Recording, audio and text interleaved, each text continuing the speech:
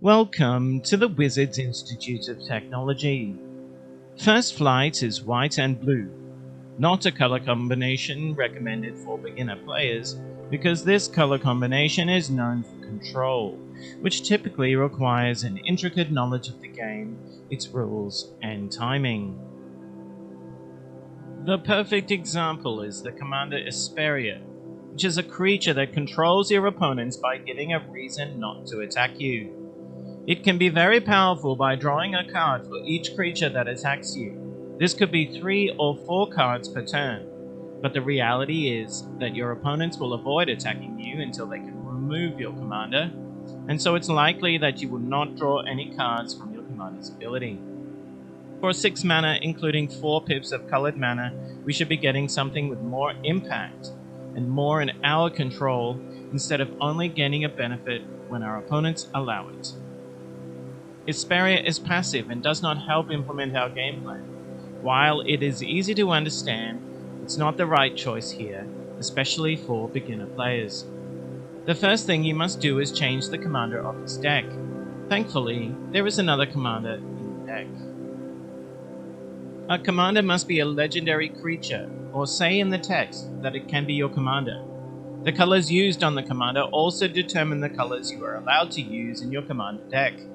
To select another commander, we must find a legendary that has both blue and white mana in its casting cost or in the rules text. Thankfully, we have exactly that already in the deck. Kanji Skyward is the best choice here. It is cheaper in total cost as well as in colored pips, and while it is smaller, it buffs itself and all our other creatures when it attacks or blocks, providing ongoing value, especially if we can get a few other flying creatures on the board.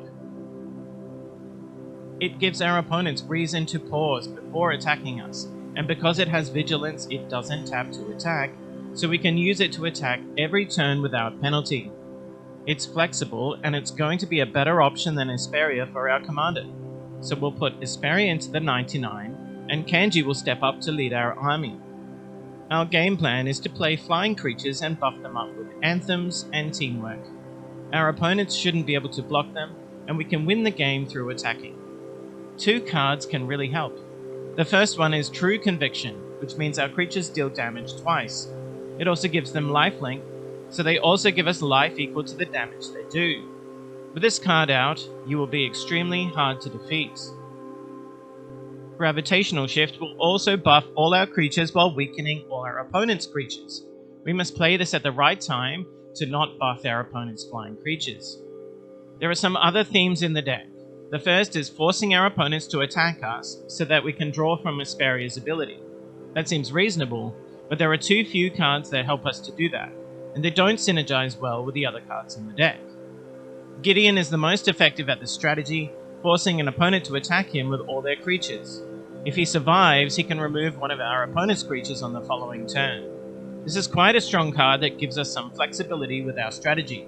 We can force our opponents to attack when we have an advantage, use him for target removal, or as an unkillable 6/6 attacker. Ever-Watching Threshold is another control piece, which gives opponents a reason not to attack you. It only draws you 1 card per attacking player, and it only benefits you when your opponents allow it. Fident of Thasser is one of the best cards in the deck. It rewards you by giving you a card for each creature which deals damage to a player, and you can also force an opponent to attack if you pay 2 mana and tap it in their turn. You can't force them to attack you, however. Angler Turtle forces everyone else to attack in their turn, but doesn't force them to attack you. It's a great card to accelerate the game, especially if you have some reasons for your opponents not to attack you. But if they don't, then you can't draw cards from Isperia. It's also hexproof, which means your opponents can't remove it with targeted spells. Unfortunately, it's a huge 7 mana and it's not flying, so it doesn't synergize well with the rest of our deck.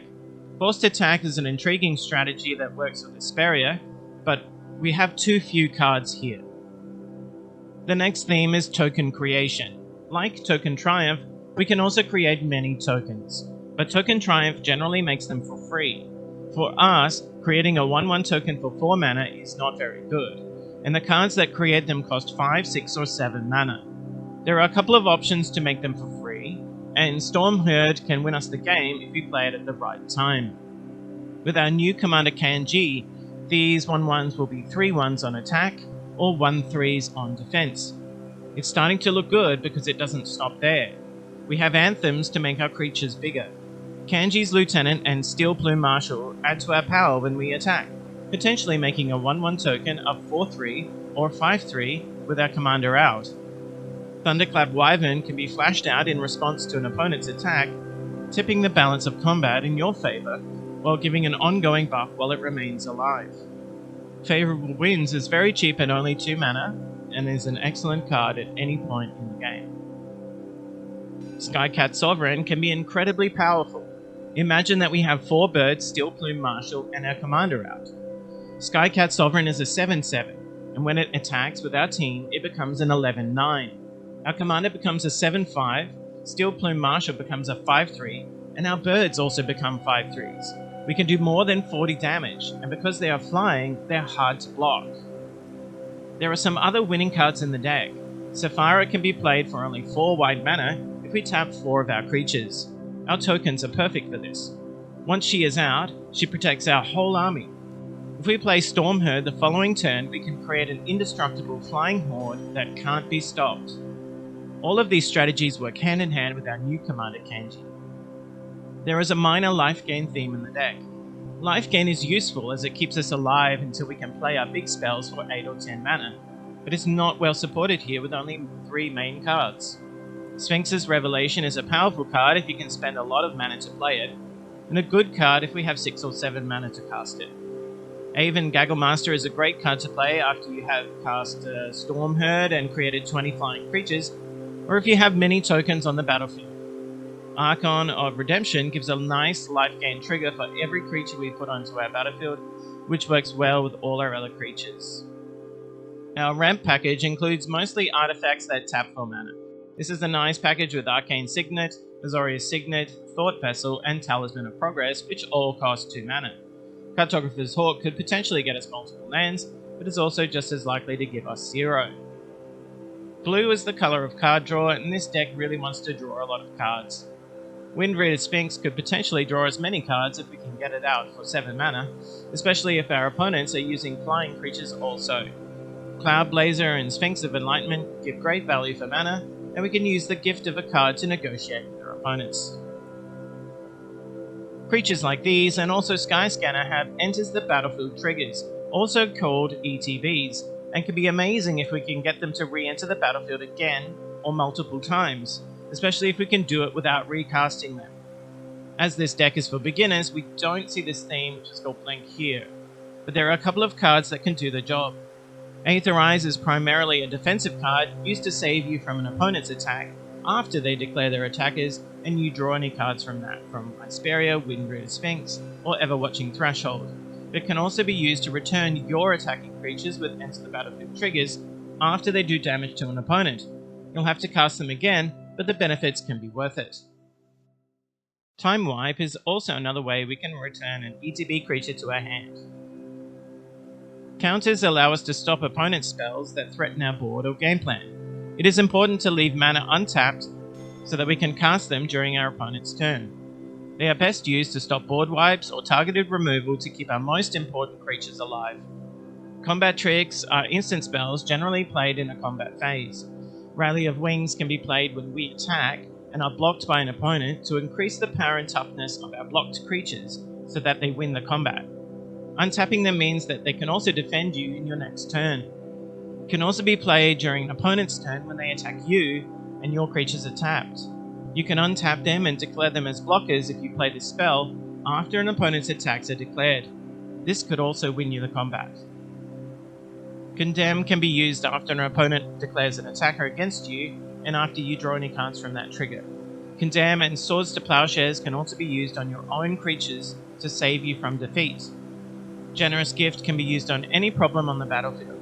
This includes artifact, enchantment, creature, planeswalker, commander, or land, so it's a very powerful card to keep for when you need it. Aetherize can buy you a turn or two if you're close to winning the game, but it won't permanently remove your opponent's threats, so wait until you really need it to save you. To conclude, First Flight is a deck with easy and fun strategies of flying creatures, life gain, and token creation. It also has some very strong card draw, a powerful flying combat synergy, and introduces control to new players. It's usually available very cheap, so it's absolutely great to pick it up. It lacks the speed or synergy of Token Triumph, or the focus power of Draconic Destruction, but with Kanji leading, we'll have a strong flying army to match our opponents. With our control elements, we can survive long enough to win the game. As such, we can recommend this deck. Thank you for visiting the Wizards Institute of Technology. Be sure to subscribe for more content.